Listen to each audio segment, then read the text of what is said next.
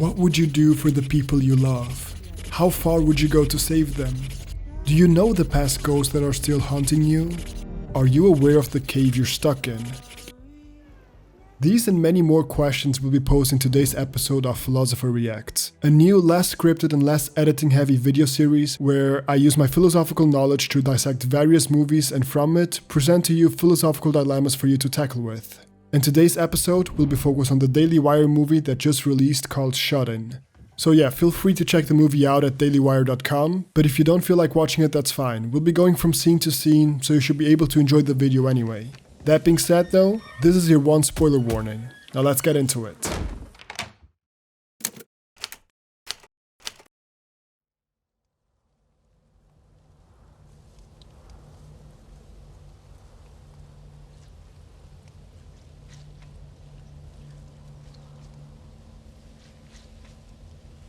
This may sound weird, but this is exactly where this movie's main theme is subtly introduced to us. We may see nothing more than just a few apples, some of them rotten, some of them full of worms, but there's actually a lot more to that, but I'll get to that later.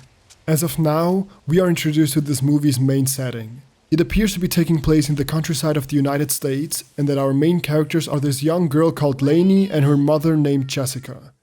And at the first sign of them interacting, we can see that they have somewhat of a broken relationship, since it seems like Jessica doesn't really have the patience to deal with her own daughter.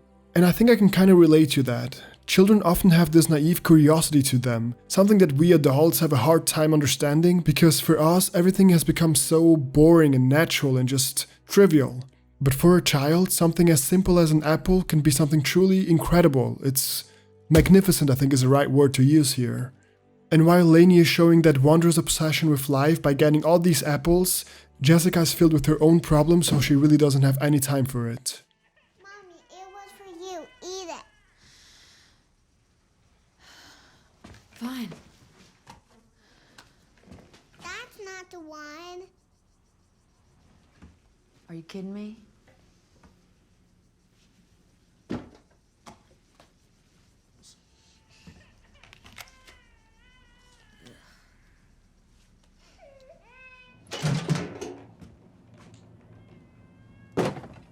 It's this scene here that I'd really like to focus on.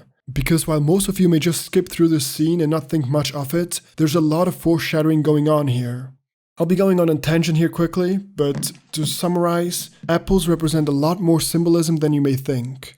For example, dream experts always claim that dreaming of rotten apples with worms inside of them is a sign of a problem that is bothering you and that you will probably receive a visit from your past that will completely change your life. And also, if in the dream the worm eats the apple, that indicates past mistakes and that you must try to accept errors and accept reality as well. And one last thing I'd like to add is that whenever we think of rotten apples, there's this one proverb that always comes to mind. A rotten apple spoils the barrel. And this is where the movie introduces the first philosophical question to ponder over. Are you aware of the people you surround yourself with and what influence they have on you? You see, I did some research for this video and it turns out that yes, one rotten apple can actually spoil the entire barrel. And why? Because the mold inside of it will grow and faster until it has affected every single apple around it. So for your own life, always be wary and ask yourself that question, because that doesn't only apply to real life and real apples, but also to real people as well.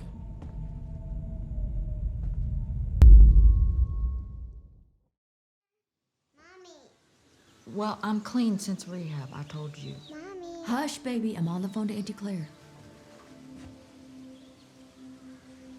Do you want me to take a test? I will take a test, if that's what you need. We can see here now that Jessica used to be a drug addict. And fitting enough, it's just shortly after that we're also introduced to the Pantry.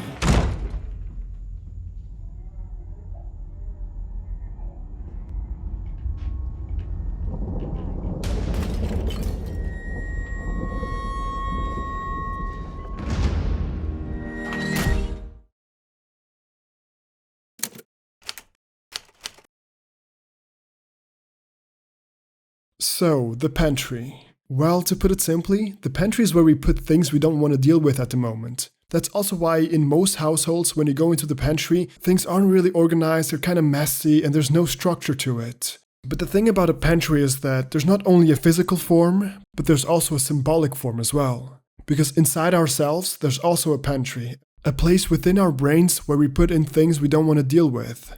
And in Jessica's case, there's a lot to be put in there. From her past she has with drug addiction, all the way to her ex-boyfriend Rob, to more present problems like the lack of money and job she's currently facing. And while at times it's quite understandable that we don't have the patience to deal with any of these problems, let's be honest, if you overwhelm yourself and put too many things inside of that one pantry, it can easily become overwhelming, and in the end, you'll eventually get trapped inside of it. Oh, shit.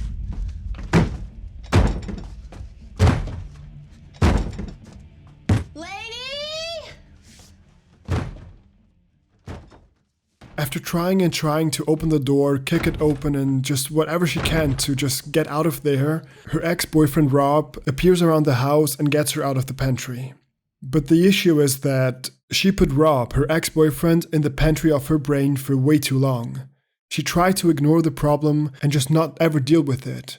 And now, it's coming back to haunt her. Soon after he gets her out of the pantry, they get into a big argument, and in the end, also due to the bad influence of his pedophilic friend Sammy, he throws her back inside the pantry and barricades it with 2x4s.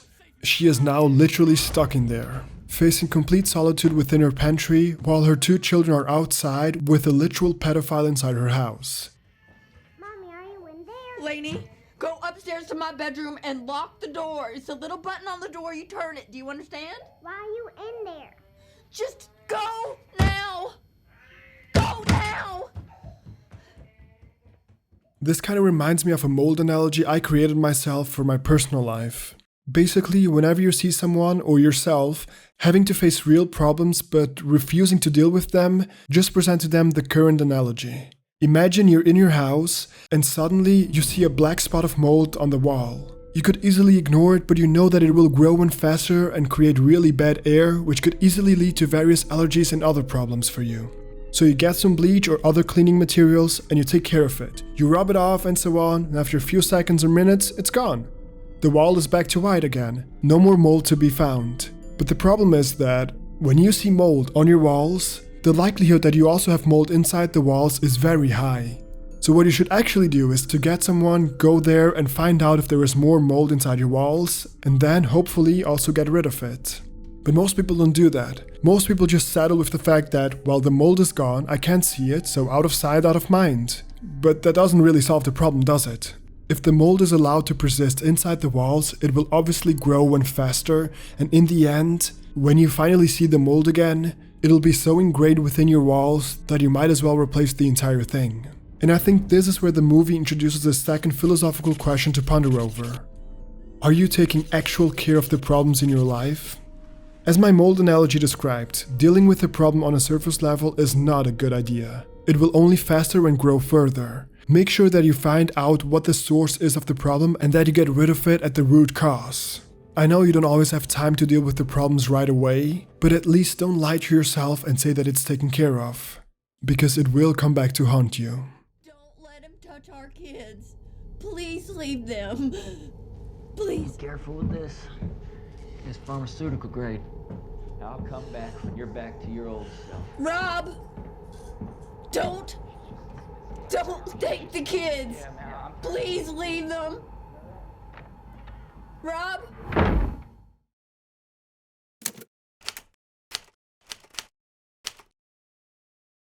Jessica is now facing quite a dilemma. I mean, as we found out before, she used to be a drug addict, one that has not been sober for that long, and so now that Rob has introduced temptation into her life again, and that she's now forced to stay in a room with that temptation, we really don't know how she will deal with it.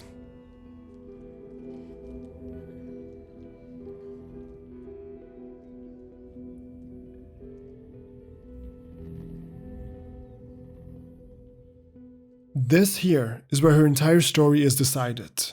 This is where she has to make the decision that can completely change her life forever. She either chooses to take the drug, fall back into addiction and neglect her children, or she's able to push through it and become the mother she always wished she could be. And obviously, while in this movie it's all about drugs, this type of temptation and the choice we have to make with it could apply to all types of addiction, from drugs and alcohol, but also all the way to sugar, porn, and TV. And actually, this entire scene is kind of reminding me of Plato's cave from the Republic, an allegory that he made in that book that goes like this. Inside of a cave, there are many prisoners that have their necks chained facing a wall, and so all they can do is look forward. And behind them, there is a fire and a few puppeteers that are casting shadows with their puppets, which the prisoners are now mistaking for reality. In other words, the appearance is being mistaken for reality, and so no real knowledge can actually be obtained. They lost or maybe never even experienced reality, and so they are kinda stuck now where they are, endlessly chasing shadows of a reality that they can't partake in. And while Plato's cave was more meant as an allegory for education and the lack of it on our own nature, I think it's also a great way to better understand addiction, relapse, and recovery. Because most people who become addicted also become enchained to their drug of choice. But I don't want to be too pessimistic here. You see, this allegory actually shows us that addiction is not hopeless. Whether it's because people almost die because of it, or because they lose something truly important to them, many addicts often try to rid themselves of their chains. And it kind of makes sense. I mean, the main reason most people become addicted to something in the first place is because they were unsatisfied with some aspect of life and failed to truly value life to its fullest. They were already trapped in some form of cave. Nothing stimulated them anymore, and so, unsatisfied with the shadows that were presented to them, they looked for truth in something stronger, something that may break them out of this false reality. But the addiction they fell into then ended up trapping them only further and causing them complete desperation. I think this is where the movie introduces the third philosophical question to ponder over. Is temptation really bad? I mean, giving into it oftentimes is, yes, but hear me out. Is temptation itself bad? After all, it's temptation that often leads to addiction, which then leads to desperation, and in the end, that same desperation leads to self-reflection. A self-reflection that will hopefully make you realize what you're doing and make you grow stronger through it. And what I was also thinking is that oftentimes temptation only arises because one is seeking to feel something real, because there may be no stimulants in their life that make them appreciate what they have. So maybe, for many people, temptation is the only way to fall into deep enough despair that will then force them to self-reflect, and in the end, hopefully make them turn around, realize the charade, and break free from their chains. I'm a bad mom. Okay? I just didn't know how to do it. I never learned. But I'm trying.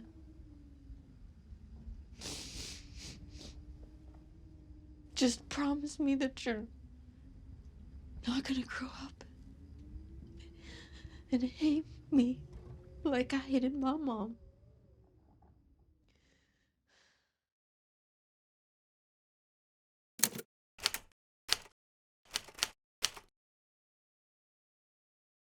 Completely trapped in the pantry, Jessica's starting to lose it. Just like I feel like I am, because this recording has been going on for 40 minutes and I'm starting to lose my voice.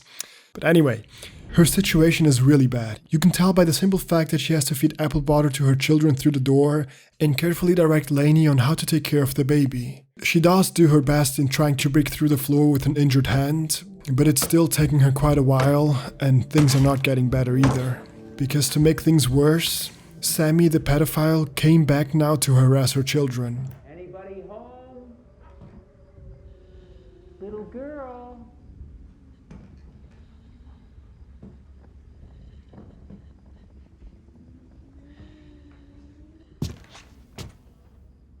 Jessica.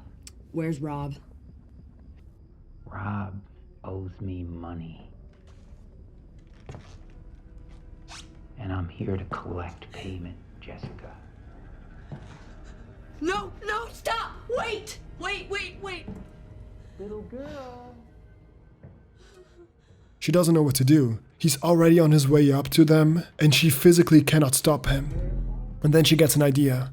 She still has the drugs that her ex-boyfriend gave her, and so she offers them to Sammy so he could finally leave. He obviously takes the bait and agrees to leave them in peace. But Jessica isn't stupid. She knows better than to trust the word of a man like Sammy. And here is where we can see that she is ready to go as far as need be to protect her children. And well, I think there are no words to describe what happens next. Here it comes.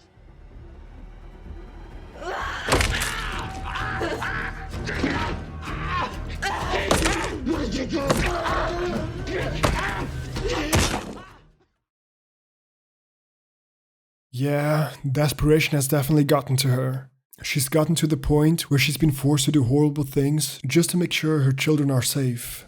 But it's also this desperation that is now forcing her to deal with her past problems, forcing her to deal with herself, to accept herself for the mistakes she made in the past and to hopefully learn to grow through it. But this may never happen, because the desperation she's going through made her do such horrible things that she's now not capable anymore of dealing with the reality of herself. Through desperation, she has now been forced for the first time in a while to actually leave her cave. But she's not used to it anymore. The blinding power of the sun is hurting her eyes, and so she decides to turn back and return to the comfortable cave she was used to. Return to her addiction.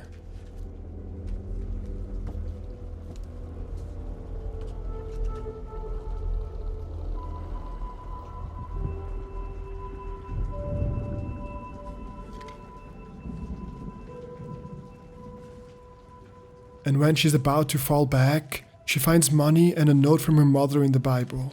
But while this isn't a Christian movie, the Bible didn't just magically cure her state of mind. In actuality, for a moment she got even more desperate, because after all this time of caring about money, she now finally has it and she's finally realized that what good does that money do her now? What good is this to me now? It's kind of like in that moment, that extra desperation, that extra amount of despair made her realize what truly matters in her life. Because while money is definitely necessary and good to have, it does not compare to the people she loves, the good she can offer the world, and the good she receives back in return. And it's here where she then turns around again and looks at the blinding light of the sun and realizes that this is reality. And while it obviously burns, she needs to find a way to deal with it. Because going back to the comfortable cave and pretending that everything is fine is not an option. Because she knows now, everything is not fine. This is kind of reminding me of one of my students that was refusing to deal with one of the problems she had at home, and I was constantly trying to tell her that she should stop avoiding it. Until she eventually realized that what truly matters in her life is taking care of that one problem, because everything around this loses its importance in comparison. And so ever since, it's like she's a completely different person.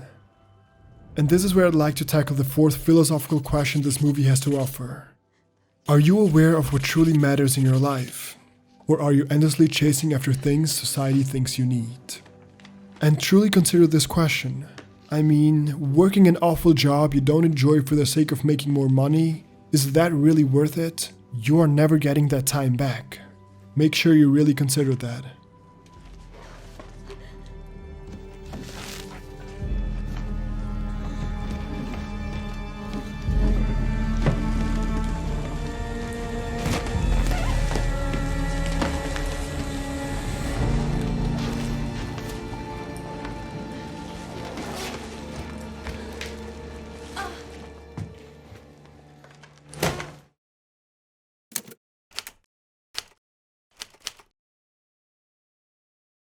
Soon after realizing what reality truly is and deciding to find a way to embrace it, Jessica decides to put away the drugs for good. She then finds a way to break out, and after a few more complications that aren't really relevant to this video, she finally ends up turning her entire life around for the better.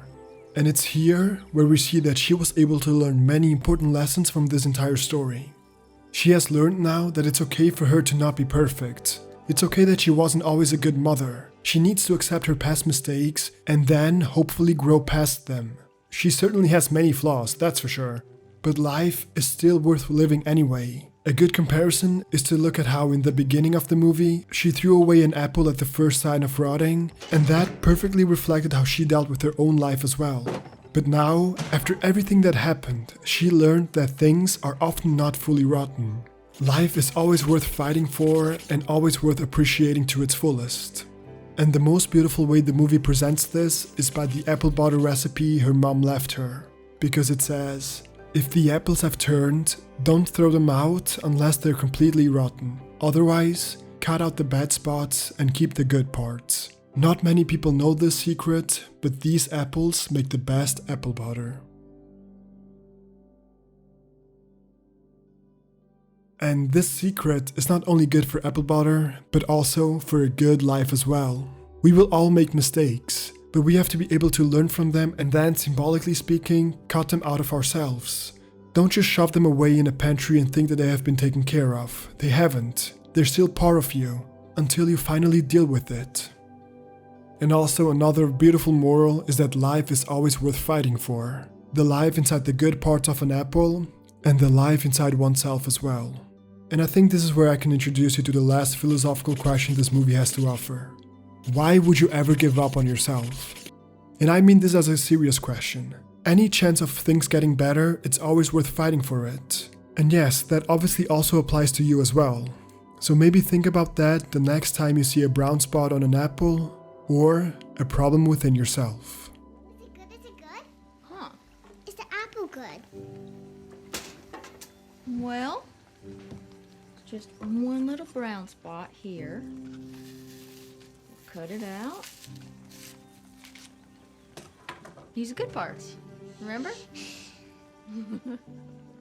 To just quickly wrap this up, I just wanted to say that this is really a great movie. Especially given that it's Daily Wire's first fully produced movie, it's truly incredible work. And while politically you may disagree with them, there is no denying how good this movie is.